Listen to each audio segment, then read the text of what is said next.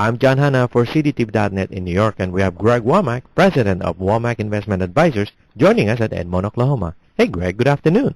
Well, good afternoon, John. How was your long weekend? It was nice. I was able to enjoy the Easter with my family, but I did some work as well, on Friday and Saturday. So, how about yourself? Well, John, I'm kind of like yourself. I take off occasionally, but even then I'm somewhat working here and there. But had a great time. Finally got some rain down here in the Oklahoma City area, and just had a wonderful time of relaxation and being with family. There you go. We're both workaholics, but we still have time for family. You work hard and you play hard. There you go. That's a good one. So, Greg, what do we have for this week? Well, the markets worked hard last week. They knew they were in for a kind of a short weekend, so they got their job done. Domestic equities rebounded from a downdraft that followed the big warning from S&P about the U.S. debt.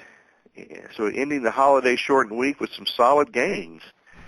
And it was buoyed by some very positive corporate earnings as well. The S&P made another run at 1340, but remained in that trading range of roughly 1300 to 1340 range that it's been in since early February. And the Dow ended its highest level at almost 3 years and took the lead from the small cap Russell 2000 in the year-to-date performance sweepstakes. So year-to-date, the Dow was up about 8% last week for the year. The Russell, as I mentioned, was up 7.91, and the S&P roughly 6.34%. As I speak right now, John, this April the 25th, 2011, around 12:30 Eastern Time, the Dow's off about 36 points at 12,469, and the S&P is off about 2.9 points at 1334.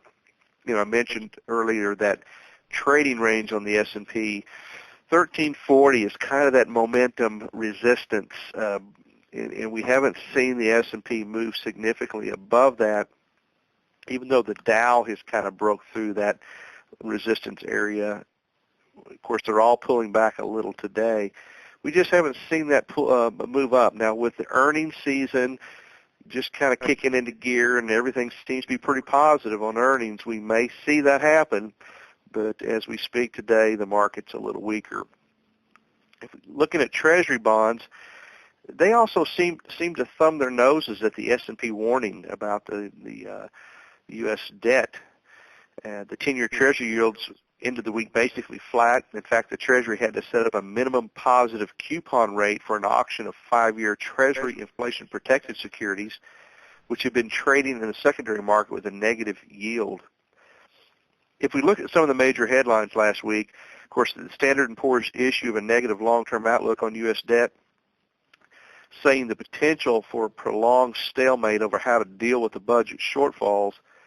This really increases the chance of a downgrade of the nation's AAA bond rating in the next 2 years unless these issues are addressed.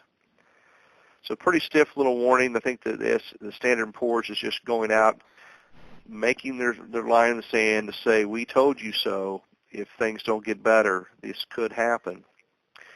And gold, because of that, hit a record $1,500 an ounce just 2 months after reaching $1,400, while oil prices showed few signs of retreating itself. So the dollar was weaker pretty much. Gold, metals, and commodities were stronger.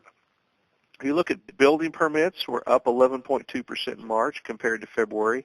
Housing starts rose 7.2%, according to the Commerce Department. But here, however, John, both were still down more than 13% from last March. So we see some things improving, but yet they're still way off the high water marks. Same thing with sales of existing homes, up 3.7% in March. And then after rising for 7 consecutive months, the regional manufacturing tracked by the Philadelphia Reserve Bank fell sharply in April, though the 18.5% figure for the Philly's Fed's manufacturing index still represented growth. It was a far cry from March's 43.4% increase. So a little weakness there in manufacturing. The Conference Board of Index of Leading Economic Indicators was up 0.4% in March. The most positive factors were the 10-year Treasury Fed funds interest rate spread and increased housing permits, while consumer expectations were a drag on the index. If we look ahead, some of the NASDAQ listed stocks could see some volatility in advance of the May 2nd rebalancing of stocks that compromise the NASDAQ 100. The announcement coming out of the Federal Open Market Committee meeting, the next to last before the scheduled demise of quantitative easing at the end of June, will be scrutinized for any clues about possible policy shifts in interest rates.